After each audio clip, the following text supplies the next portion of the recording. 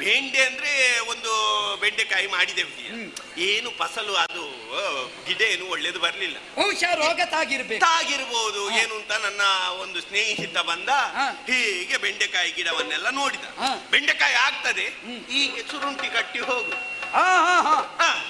ಅವನ್ ಬಂದು ನೋಡಿ, ಏನ್ರಮಣ್ಣ ಬೆಳೆಗಳಿಗೆ ಮತ್ತು ರೈತರ ಇಳುವರಿಗೆ ಯಾವ ಗೊಬ್ಬರ ಹಾಕ್ತಾ ಇದ್ಯಾ ಕೇಳಿದ.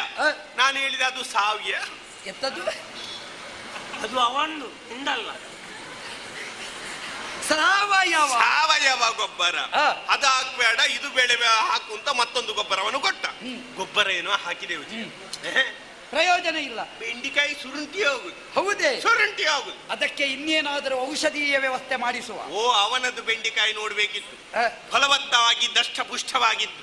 ನಾನೆಂತ ಒಂದು ಉಪಾಯ ಮಾಡಿದೆ. ಅವನ ತೋಟದಲ್ಲಿದ್ದಂತ ಬೆಂಡಿಕಾಯನ್ನು ತಂದು ಒಂದು ಕೋಲಿಗೆ ಕಟ್ಟಿ ನಮ್ಮನೆಯ ಬೆಂಡೆಕಾಯಿಯ ಮುಂದೆ ಹೀಗೆ ಊರಿದೆ. ಯಾಕೆ?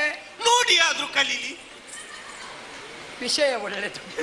ತನಗೆ ಅನುಭವ ಜ್ಞಾನ ಇಲ್ಲದಿದ್ರು ನೋಡಿ ಆದ್ರೂ ಕಲೀಲಿ. ಹಾಗೆ ಎಲ್ಲಿಯಾದ್ರೂ ನಟ್ರೆ ಅದು ನೋಡಿ ಕಲಿಲಿಕ್ಕೆ ಅದು ಮನುಷ್ಯನವರಾಯನೆ ಅಲ್ಲ, ಅವನ ತಲೆಯಲ್ಲಿ ಅಷ್ಟೇ ಅಲ್ಲೋ. ಆಗಲಿ, ಪ್ರಯೋಜನ ಆಗಿಲ್ಲ. ಮುಂದೆ ಮೂಸುಂಬೆ. ಎಂತದು? ಮೂಸುಂಬೆ. ಮೂಸಂಬಿ.